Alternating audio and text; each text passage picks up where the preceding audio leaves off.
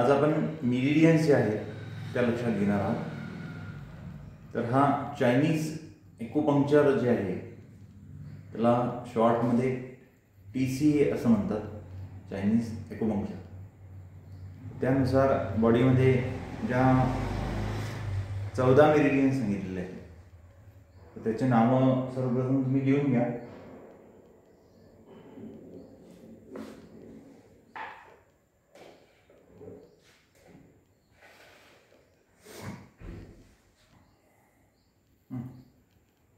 Lungs meridian, पहिली meridian आहे lungs meridian. दुसरी मेरिडियन आहे लार्ज इंटेस्टाइन. तिसरी मेरिडियन आहे ब्रेन मेरिडियम, याला पेरिकार्डियम सुद्धा म्हणतात, ब्रेन किंवा पेरिकार्डियम. चौथी मेरिडियन आहे स्पाइनल कॉर्ड मेरिडियन. या स्पाइनल कॉर्डला ट्रिबल वार्मर असं सुद्धा म्हणतात, TW, ट्रिबल वार्मर. त्यानंतर आहे ब्रेन झाली, हार्ट मेरिडियम, हार्ट. त्याच्या अपोज मध्ये स्मॉल इंटेस्टाइन मेरिडियन. 3 आणि 3 किती झाल्या? 6 मेरिडियन झाले. लिहिलंय तुम्ही? ओके, चला पुढे.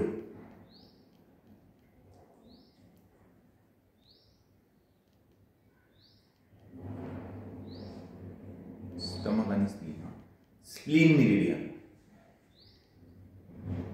Stomach meridian, spleen, stomach. त्याचे काही फोटो मी टाकणार आहे, तरी तुम्ही लिहून घ्या. Spleen, stomach. त्याच्यानंतर liver, gall bladder, liver, gall bladder, kidney, bladder, urinary bladder. Kidney meridian आणि युरिनरी ब्लॅडर मेरिडियन किती झाल्या? 6. पहिल्या 6, नंतर 6, 12. त्याच्यानंतर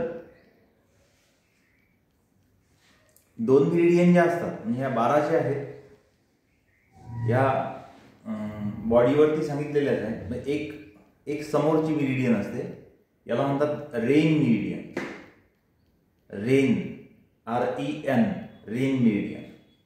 ती इथून सुरू होते आणि नंतर इथे ॲनसमध्ये, म्हणजे समोरून जो शरीराचे 2 भाग ज्या लाईननी होतात, लाईन ऑफ सिमेट्री,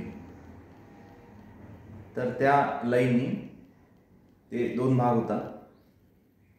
तर स्टार्ट होते व्हर्टेक्स आणि शेवट होते त्या मेरिडियनचा ॲनसमध्ये. ठीक आहे. तर ती समोरची मेरिडियन आहे, त्याला म्हणतात रेन मेरिडियन. आणि मागची मेरिडियन जी आहे त्याला DU मेरिडियन असं म्हणतात. ही आहे DU मेरिडियन, किंवा त्याला गव्हर्निंग व्हेसल असं सुद्धा म्हणतात. मागची जी मेरिडियन आहे ती इथून सुरू होईल आणि मागच्या बाजूनी म्हणजे स्पायनल कॉर्ड जो आहे त्याला छेद करत ॲनसमध्ये एंड होऊन जाईल. तर ती मेरिडियन आहे गव्हर्निंग व्हेसल. आणि समोरची जी आहे तिला म्हणतात कन्सेप्शनल व्हेसल किंवा रेन मेरिडियन. मागची आहे गव्हर्निंग व्हेसल किंवा DU मेरिडियन असं त्याचं नाव आहे.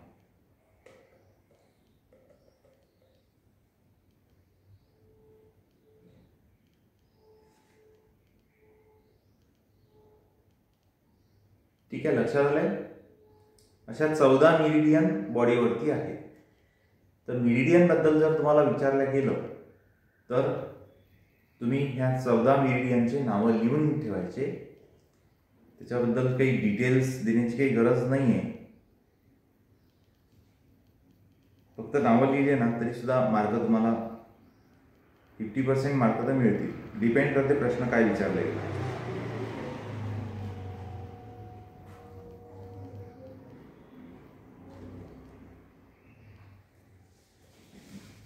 आता तुम्ही जर बघू शकत असाल तर ही जी ब्लू लाईन आहे, ही ब्लू लाईन, ओके, ही जी ब्लू लाईन आहे जी सेंटरमधून क्रॉस करून राहिली आहे ना, आणि इकडं मागच्या बाजूनी ॲनसला ती संपून जाते. तर ती मिरिडियन आहे रेन मिरिडियन, किंवा याला कन्सेप्शनल व्हेसल म्हणतात. कन्सेप्शनल व्हेसल जी ब्लू स्काय ब्लू मध्ये दिसून राहिली, ठीक आहे, बोट माझं चाललंय त्याच्या समोर, ही कन्सेप्शनल आहे. आणि त्याच्या एक्झॅक्ट बॅकला ही ब्लू दिसते तुम्हाला, स्टार्ट झाली,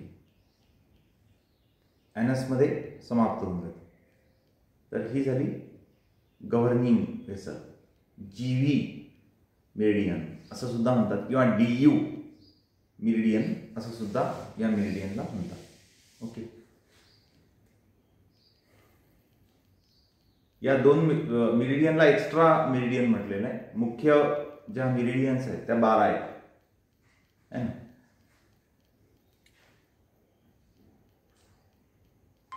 आता थोडं दिसणं मुश्किल आहे.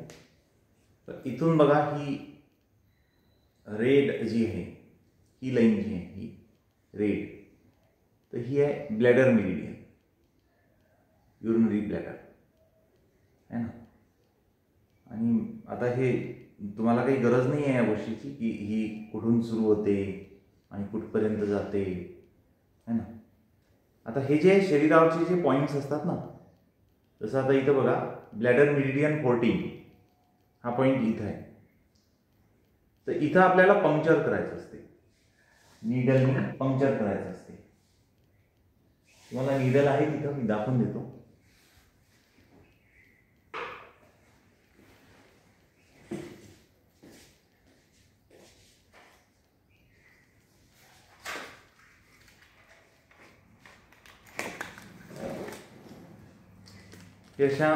अशा नीडल्स येतात, त्याच्या खूप मोठ्या येतात. आता ब्रेक नाही करणार कारण उगाच वाया आता सध्या यूज नाही आहे या नीडलचा, म्हणून ब्रेक नाही करणार. पण तुम्हाला जर दिसत असेल तर याच्यामध्ये हे एक नीडल अप्लिकेटर असतं आणि हे अशा मोठ्या नीडल्स असतात. तुम्ही प्रत्यक्ष जेव्हा याल इथं तेव्हा मी तुम्हाला पंक्चर करून दाखवेल की बॉडीमध्ये नीडल कशी टाकतात, कसं पंक्चर करतात, है ना. हे प्रत्यक्ष पाहायला जरा व्यवस्थित वाटेल, मोबाईलवर एवढं समजणार नाही, म्हणून आता सध्या काही ब्रेक नाही करत. त्याचं एक पॅकेट येऊन जाते नीडलचं, त्याच्यात असे खूप सारे पॅकेट्स असतात आणि एका पॅकेट्समध्ये 10 नीडल्स येतात. हे खूप सारे, आणि हे मी अधिक नाही करत निडलिंग, एखाद्या केसेसमध्ये निडलिंग करतो. अधिकतम उपचार जे आहे निसर्गोपचार, योग, आयुर्वेद या माध्यमातूनच करतो मी. सुजोग करतो प्रत्येक पेशंटला, पण निडलिंग नाही करत. तर एक जे PCAचं जे बुक्स येतं त्याच्यामध्ये दिलेलं असतं की ब्लॅडर, युरिनरी ब्लॅडर 14 हा जो पॉईंट आहे बॉडीवरचा, इथं जर निडलिंग केलं तर त्याचे काय बेनिफिट्स होतात हे आपल्याला सांगितलेलं असतं. मग आपण त्या इंडिकेशननुसार तिथं निडलिंग करतो, है ना. अशी परपेंडिक्युलर नीडल, सरळ नीडल टाकून देतो त्याच्यामध्ये. तर असे हे असंख्य पॉईंट आहेत शरीरावरती, आणि त्या पॉईंट्सचे हे पायापर्यंत, पायाच्या मागून समोरून असे असंख्य पॉईंट्स आहेत. आणि ह्या ज्या लाईनिंग्स तुम्हाला दिसून राहिल्या हे सगळ्या मिरिडियन्स आहेत, है ना. इथं हे मिरिडियन्स आहेत, है ना. आता हे मिरिडियन्स म्हणजे काय आहे तर पाथ ऑफ एनर्जी. मिरिडियनची परिभाषा काय लक्षात ठेवा, पाथ ऑफ एनर्जी, ऊर्जेचा मार्ग.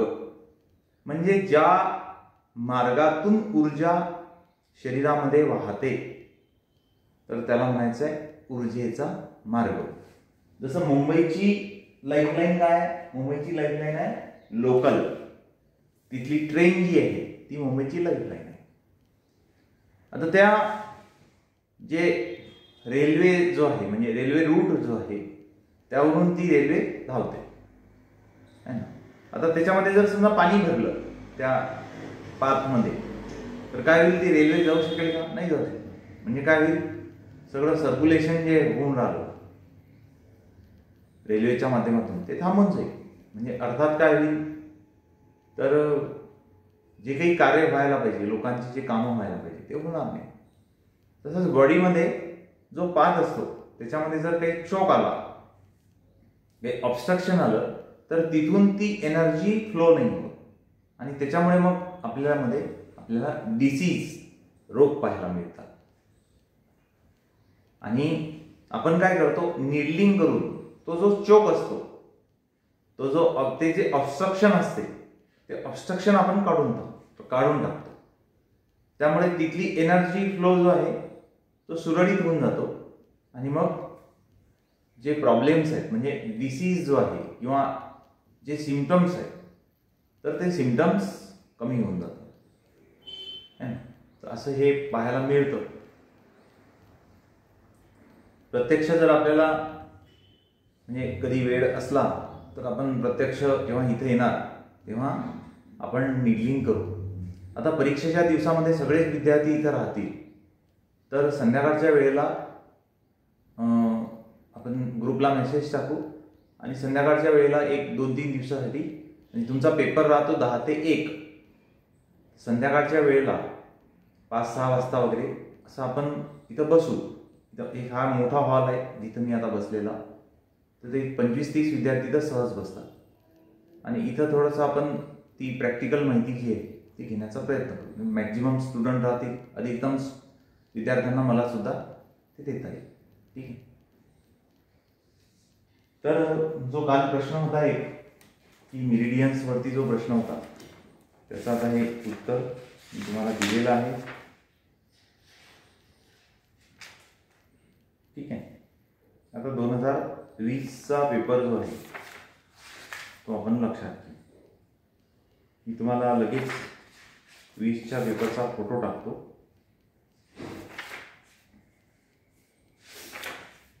बलोदे मॅडमचा एक रिक्वेस्ट होती, बलोदे मॅडम ॲनाटॉमीचा पेपर त्यांना पाहिजे होता, परंतु कॉलेज प्रतिसाद देत नाही. त्यामुळे ते म्हणत होते की तुमच्याकडे असेल तर बघा. म्हटलं माझ्याकडे आहे पण कॉलेजची रिस्पॉन्सिबिलिटी आहे, त्यांनी टाकायला पाहिजे पेपर. त्यांनी काही पेपर दिला नाही तर मग मी तो पण पेपर आज टाकून देईल तुम्हाला, ॲनाटॉमीचा पेपर.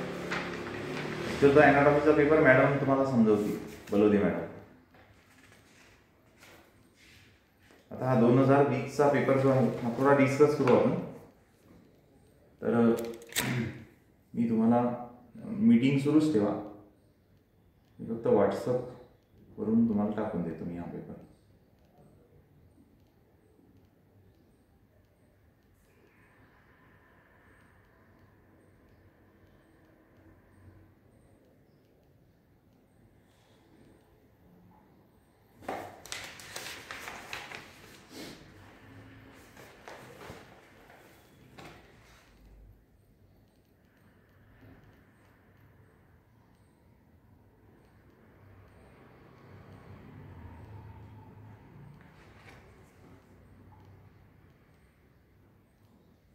मला असं वाटतं तुम्ही जर तुमचं व्हॉट्सअप ओपन केलं तर माझा आवाज तुम्हाला येईल.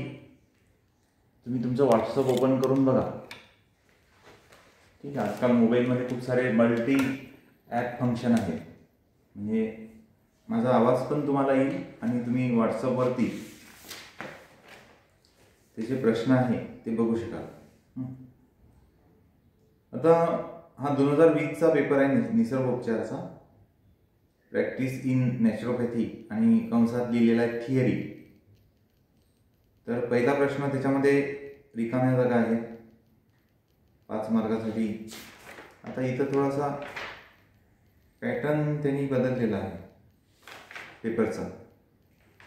पहिल्या पेपरमध्ये रिकाम्या जाग्याच 10 मार्कासाठी विचारल्या होत्या, इथं 5च मार्कासाठी विचारले. क्रोमोथेरपी हे एक वैकल्पिक औषध आहे, त्यालाच आपण म्हणतो. तर त्याला आपण रंगचिकित्सा असं म्हणतो. क्रोमोथेरपी म्हणजे रंगचिकित्सा. नंबर 2, हा फुफ्फुसाचा स्रोतबिंदू आहे. लंग्सचा इंग्लिशमध्ये काय म्हटलं त्यांनी? Is the lung source point. आता हा जो प्रश्न विचारलेला आहे हा त्यांनी ॲक्युपंक्चरच्या दृष्टिकोनातून विचारलेला आहे. सोर्स पॉइंट, लंग्सचा सोर्स पॉइंट. मी तुम्हाला पुस्तकात पाहूनच सांगेल, कारण मलाही आठवत नाही आहे आता. प्रत्येक मिरिडियनचा एक सोर्स पॉइंट असतो, त्याला हॉररी पॉइंट म्हणतात. आता हा अभ्यास तुमचा नाही आहे झालेला, त्याच्यामुळे तुम्ही हे उत्तर देऊ शकणार नाही. मला एक पुस्तकातून बघून घ्यावं लागेल आणि मग मी तुम्हाला सांगेल. नंबर 3, हा रोगजनकांच्या विरुद्ध नैसर्गिक अडचण निर्माण करत नाही. कधी कधी प्रश्न मराठीतून नाही समजला तर मग इंग्लिशमधून वाचून घ्यायचा. Are not natural barrier, are not natural barrier against pathogen.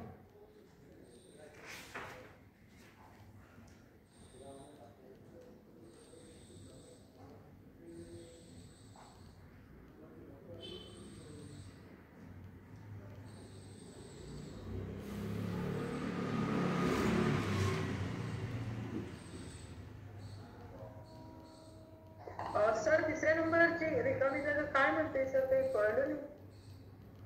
हा, मी तेच थोडा विचार करतो की हा रोगजनकांच्या विरुद्ध नैसर्गिक अडचण निर्माण करत नाही. रोगजनक म्हणजे काय? तर रोगकारक म्हणजे ज्यामुळे रोग होतात ती गोष्ट, याच्या विरुद्ध नैसर्गिक अडचण निर्माण करत नाही. फार विचित्र असा प्रश्न विचारलेला आहे. त्यामुळे आता हे, आणि सर्वात मोठी शोकांतिका ही असते की पेपर व्हॅल्युएशन मध्ये आपल्याला उत्तरपत्रिकाच येत नाही. पेपर व्हॅल्युएशन जेव्हा आपण करतो की आयडियल उत्तर काय असू शकतात ते देत नाही. त्याच्यामुळे आपलं मन म्हणजे पेपरवाला जो आहे तो मनमानी करू शकतो, किंवा हे बरोबर किंवा ते चूक असं करू शकतो तो. म्हणजे जे असे जंबल करणारे प्रश्न असतात त्याच्या बाबतीत फक्त. रोगजनकांच्या विरुद्ध नैसर्गिक अडचण निर्माण करत नाही म्हणजे असं काय असू शकते की रोगजनक पदार्थ, समजा बॅक्टेरिया, व्हायरस आहे, तर याच्या विरुद्ध नैसर्गिक अडचण निर्माण करत नाही असं काय असू शकते? ठीक आहे, मी थोडा डिस्कस करेल. हाही मला थोडा जंबल करणारा प्रश्न आहे. ॲक्युप्रेशर हा रोगाचा उपचार करण्यासाठी आणि ला प्रोत्साहन देण्यासाठी ॲक्युपंक्चर सारखा प्रिन्सिपल लागू करतो. ॲक्युप्रेशर हा रोगाचा उपचार करण्यासाठी ला प्रोत्साहन देण्यासाठी ॲक्युपंक्चर सारखा प्रिन्सिपल लागू करतो. ठीक आहे, हा एक थोडासा सध्या याच्यामध्येच ठेवा तुम्ही. 5वा प्रश्न आहे, शरीरावर हातांच्या बोटांनी हाताच्या तळहाताने मऊ ऊती हाताळण्यासाठी दबाव दिला जातो, त्याला म्हणतात. आता हे फार विचित्र प्रश्न विचारला, पण त्याला मसाज असं म्हणतात. म्हणजे इंग्लिशमध्ये बघू आपण काय लिहिलेलं आहे. मी pressure is applied on body by using finger, hands and forearms to manipulate soft tissue is called massage. ठीक आहे. आणि 6वा प्रश्न जो आहे, मध्ये त्वचेच्या आजारावर उपचार करण्यासाठी नैसर्गिक मीठ आणि खनिज पदार्थांचा वापर संपूर्ण शरीरात होतो. वायुतत्व चिकित्सेमध्ये, कारण त्वचा ही वायुतत्व चिकित्सेमध्येच येते. कठीण आहे थोडं हे, रिकाम्या जागा ह्या सगळ्याच कठीण विचारल्या आहे, एवढ्या सोप्या नाही आहे. तर 6वा प्रश्न त्याचा उत्तर आहे, वायुतत्व चिकित्सेमध्ये त्वचेच्या आजारावर उपचार करण्यासाठी नैसर्गिक मीठ आणि खनिज पदार्थांचा वापर संपूर्ण शरीरात होतो. खनिज पदार्थ, पृथ्वी तत्वही म्हणता येईल इथं. सर 5 नंबर मध्ये काय मसाज घ्यायची का मग? हो, मसाज. 5 नंबर मध्ये मसाज.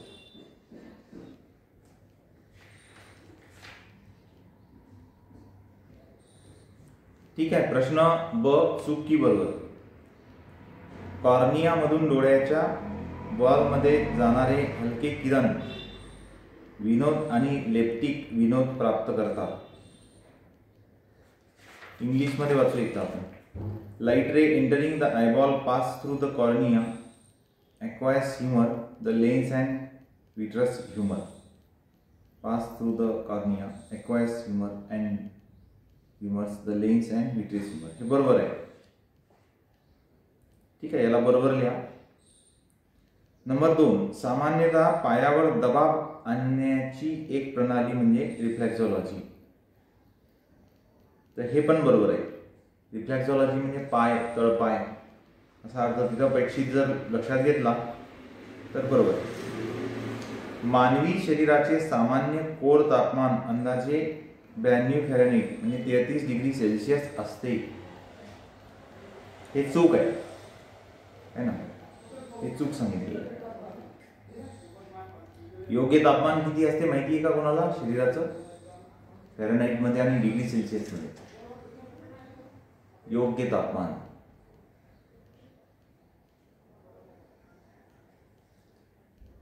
फॅरेनहाइट मध्ये 98.4 आणि डिग्री सेल्सिअस मध्ये 37.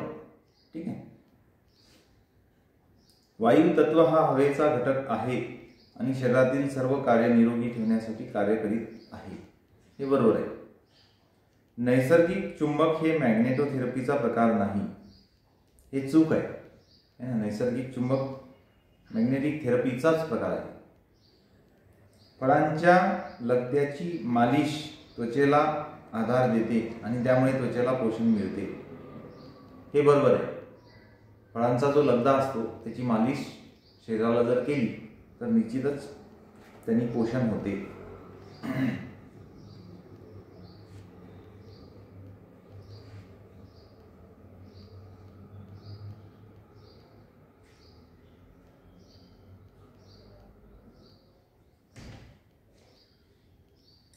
त्याच्यानंतर आहे विस्तारित रूप लिहा. म्हणजे शॉर्ट फॉर्म दिलेला आहे, तुम्हाला लॉंग फॉर्म तिथं लिहायचं आहे.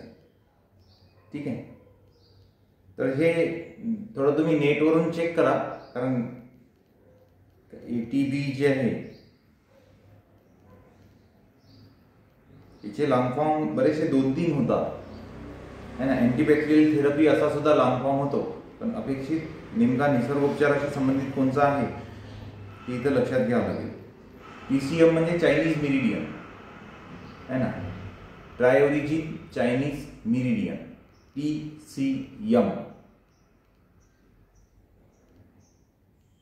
NCCAM हे मलाही नेटवर पाहावं लागेल. IFFI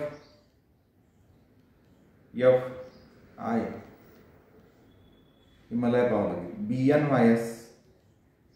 BNYS सोपा आहे. Bachelor of naturopathy and yogic science BNYS. EBM आहे ना. EBM आता ते EBM मशीन पण असते, काहीतरी वोटिंग मशीन असते त्याला म्हणतात वाटतं EBM. इथं काय अर्थ अपेक्षित आहे एकदा नेटवरून चेक करावं लागेल. निसर्गोपचाराचा पेपर आहे, निसर्गोपचाराशी संबंधित त्यांनी विचारायला पाहिजे होतं, पण ते थोडं विषयांतर केलेलं आहे. योग्य जोड्या जुळवा. एक्युपंक्चर. आता इकडं एक्युपंक्चरचा जो संबंध आहे तो कशाशी लागतो? सर हे पान तर पाठवलंच नाही तुम्ही आता. ते पाठवलं ना, सेकंड पण पाठवलं. हो पाठवलेलं आहे, बघा तुम्ही. आहे ना, पाठवलेलं आहे. अर्चना मॅडम आहे का सेकंड? हो सर आहे. हां पाठवले. एक्युपंक्चर याचा संबंध असतो इन यांग सिद्धांत. ठीक आहे. ड नंबरचं ऑप्शन. एक्युप्रेशर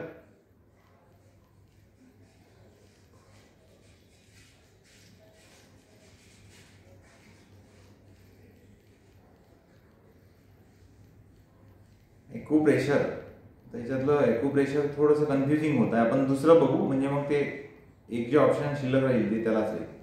क्रोमोथेरपी, सूर्याचे 7 रंग, क्रोमोथेरपी. नाडी, पिंगला, चिखल उपचार, नैसर्गिक गाळ म्हणजे गाळबाथ. ठीक आहे. तर आता ॲक्युप्रेशरमध्ये उपकरण आणि तंत्रे, उपकरण आणि तंत्रे हा पर्याय ॲक्युप्रेशरला राहणार आहे.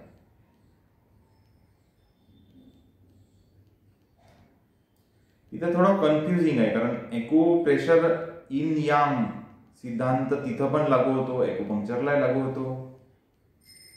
इथं थोडं कन्फ्युजिंग राहणार आहे. दोन्हीपैकी कुठले उत्तर द्या ते योग्य असणार आहे, कारण दोन्ही लागतात. ॲक्युपंक्चरला उपकरण तंत्रे इन यांग सिद्धांत दोन्ही लागतात, ॲक्युप्रेशरला उपकरण तंत्रे इन यांग सिद्धांत दोन्ही लागतात. इथं कुठलंही उत्तर लिहिलं तरी चालेल. ठीक आहे. प्रश्न क्रमांक 2, उपवास उपचाराचे वर्णन करा. आकाश तत्व चिकित्सेअंतर्गत हे मी तुम्हाला शिकवलेलं आहे. उपवास उपचाराचे वर्णन करा म्हणजे माझं जे मी यूट्यूबवर लेक्चर टाकलेले आहेत त्याच्यातलं 3-4 नंबरचं लेक्चर असेल, उपवासाबद्दल त्याच्यात सांगितलेलं असेल. क्रोमोथेरपीचे नियम लिहा. हे रंगचिकित्सा किंवा अग्नितत्व चिकित्सेमध्ये आलेले आहे. क्रोमोथेरपी. झोन मसाज थेरपी स्पष्ट करा. आता झोन मसाज थेरपी, त्याच्यामध्ये फक्त मसाज थेरपीच तुम्ही घ्या. झोन मसाज हा विषय इथं तुम्ही लक्षात घेऊ नका. सरळ सरळ मसाज थेरपीवर तुम्ही लिहून टाकायचं तुम्हाला जे येते ते, कारण ते स्पेसिफाय जे त्यांनी केलेलं आहे. ऍक्च्युअल तो पार्ट निसर्गोपचाराचा नाही आहे, तो येतो सुजोगचा पार्ट.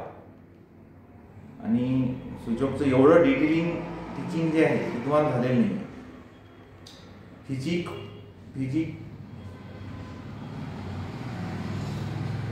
फिजिओलॉजिकल डिसऑर्डरची कारणे स्पष्ट करा.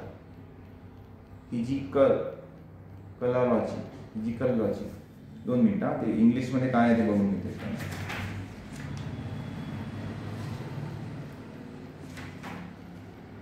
हां, तेच तर म्हटलं, शब्द चुकला तो. सायकॉलॉजी पाहिजे ते. Describe causes of psychological disorder. मराठीमध्ये चुकलेलं आहे त्याचं. सायकॉलॉजिकल डिसऑर्डरची कारणे स्पष्ट करा असा प्रश्न पाहिजे होता. प्रश्न लक्षात नाही आला तर इंग्लिशमधून सुद्धा एकदा वाचायचा. इंग्लिशमध्ये बरोबर करेक्ट असतो. आजकाल मराठी लोकांना समजत नाही किंवा लिहिता येत नाही. कधी कधी भाषांतर करण्याचा प्रयत्न करतात, त्याच्यात चुका करतात. आपल्याच मुलांना विचारून बघा 49 म्हणजे किती, आणि चावरे बावरे बघतील ते. त्यांना शिकवलेलंच नाही आहे 49 म्हणजे 4वर 9, 49 आहे ना. ते चावरे बावरे बघतात. 45 म्हटलं की समजत नाही. असे काही शब्द आहेत इंग्लिशमध्ये प्रॉपर असतात आणि मराठी पेपरमध्ये चूक केलेली असते त्याची. त्यामुळं प्रश्न जेव्हा तुम्ही बघाल ना मराठी, तेव्हा तो इंग्लिशमध्ये एकदा वाचा, म्हणजे प्रश्न तुम्हाला स्पष्ट होऊन जातो. आता सायकोलॉजिकल डिसऑर्डरची कारणे स्पष्ट करा. सायकोलॉजिकल डिसऑर्डरची कारणे प्रज्ञापराध हे मुख्य सांगितलेलं आहे. प्रज्ञापराध माहिती आहे कोणाला? प्रज्ञापराध म्हणजे काय होते?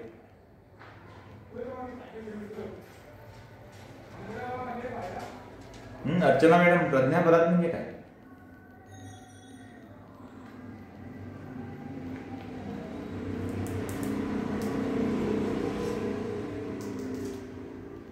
नाही माहिती. प्रज्ञापराध म्हणजे आपणच ठरवलेली गोष्ट, आपणच त्याची पायमल्ली करणे, त्याला म्हणतात प्रज्ञापराध. जसं सकाळी उठण्याचं आपणच ठरवलं, रात्री झोपताना 5 वाजता उठण्याचं ठरवलं आणि आपण नाही उठलो, आपण 7 वाजता उठलो, याला म्हणतात प्रज्ञापराध. ठीक आहे. आपण कोणाला तरी कमिटमेंट केली, फॉर एक्झाम्पल मी तुला मदत करणार, मी तुला पैसे देणार, आणि ऐन वेळेवर त्याला पैसे दिले नाही, याला म्हणतात प्रज्ञापराध. किंवा 10 वाजताची ट्रेन आहे आणि तिथं तुम्ही पोहोचलेच 10:15, याला म्हणतात प्रज्ञापराध. म्हणजे जे काही आपण ठरवलेलं आहे त्याला फॉलो न करणे. प्रज्ञा म्हणजे बुद्धी, बुद्धीविषयी केलेला अपराध म्हणजे प्रज्ञापराध. तर ही सगळी प्रज्ञापराध मध्ये जेवढी उदाहरणं येतात ती सगळी उदाहरणं मानसिक रोगाची कारणं आहेत.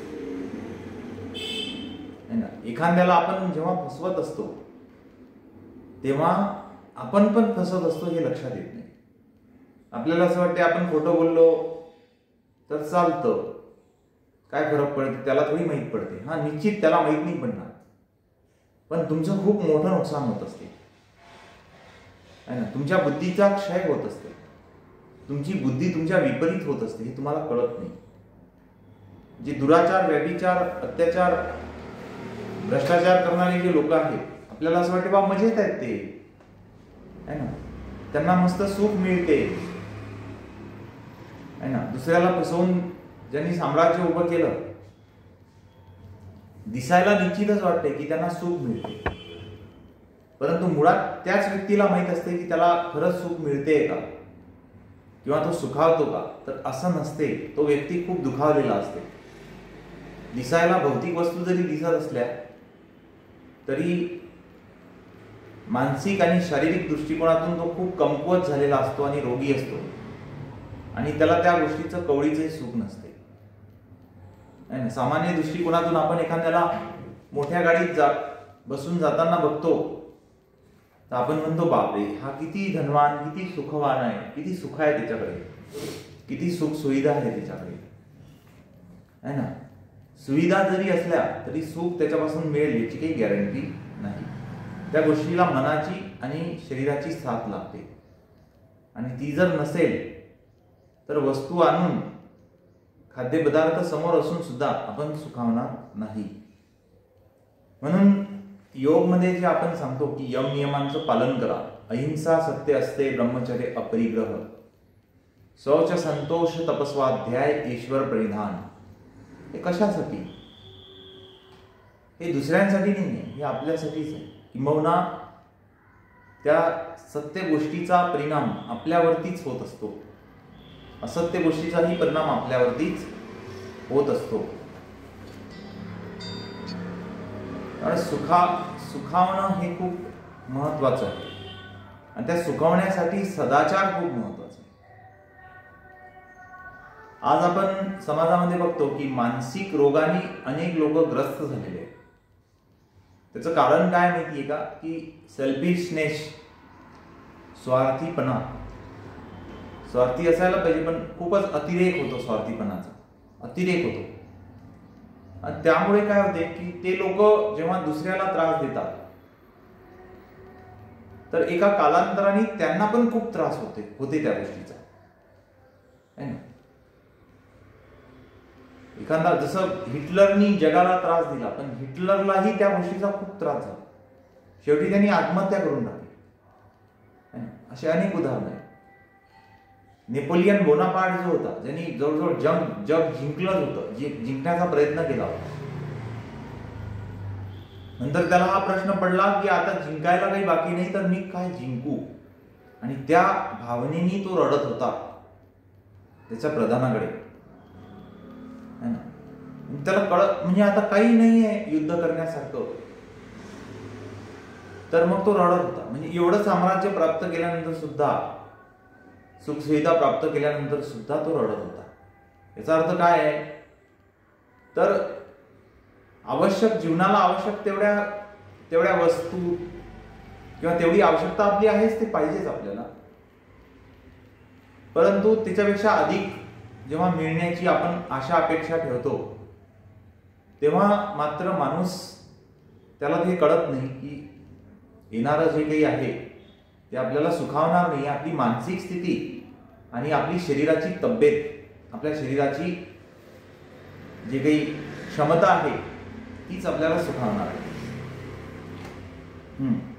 जेव्हा मानसिक सायकोलॉजिकल डिसऑर्डर जे आहे त्याची कारणं म्हणजे सदाचाराचं पालन न करणे. एका शब्दात तुम्ही लिहू शकता, सदाचाराचं पालन न करणे. आणि सदाचार म्हणजे काय? यम आणि नियम योगमध्ये तुम्हाला आलेले आहेत. यम आणि नियम म्हणजे सदाचार. अहिंसा, सत्य असते, ब्रह्मचर्य, अपरिग्रह. शौच संतोष तपस्वाध्याय ईश्वर प्रणिधानानी. हे जे 10 5 यम आणि 5 नियम जे सांगितलेले आहेत, तर तोच सदाचार आहे. त्याच्या विपरीत आचरण म्हणजे आहे ना मिथ्य आचरण किंवा मिथ्याचार आहे आणि तो रोगाला कारणीभूत ठरतो.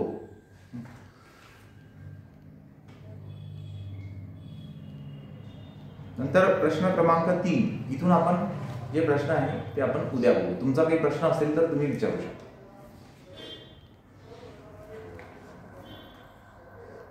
तुमचे काही प्रश्न आहेत का?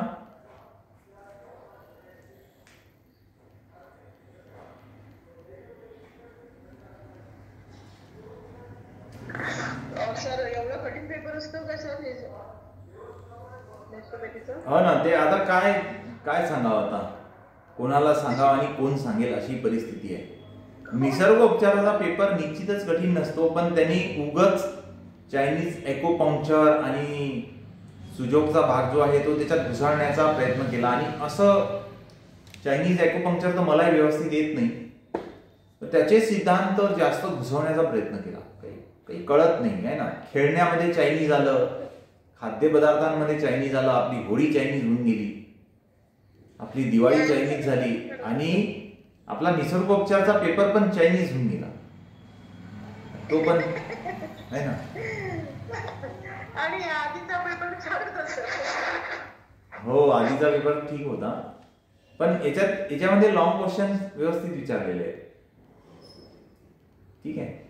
फक्त माझं एकच म्हणणं आहे की पेपर जो प्रश्न आहे त्याचं उत्तर काही ना काही लिहा तुम्ही, संबंधित उत्तर काही ना काही लिहा.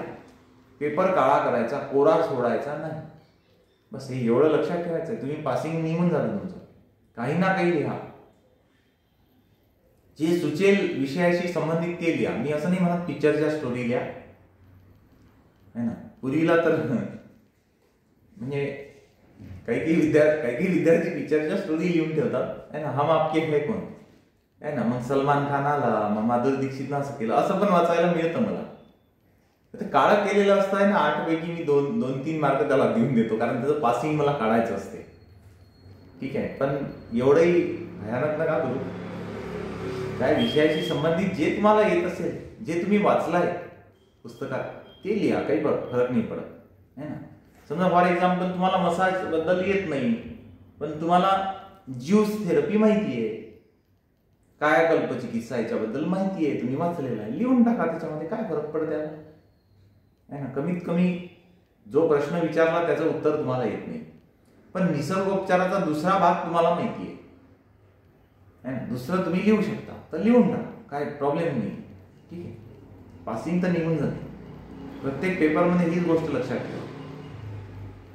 ठीक आहे. फक्त इलेक्टिव्ह 1 आणि इलेक्टिव्ह 2 मध्ये थोडंसं जड जातं, कारण ते शिवाजी कॉलेजचे लोक चेक करायला येतात ते पेपर, प्रॉब्लेम येतो त्याच्यामध्ये. कारण त्या लोकांना 11वी 12वीचे पेपर तपासण्याची सवय असते, तर ते हे पेपर पण खूप बारकाईने तपासतात.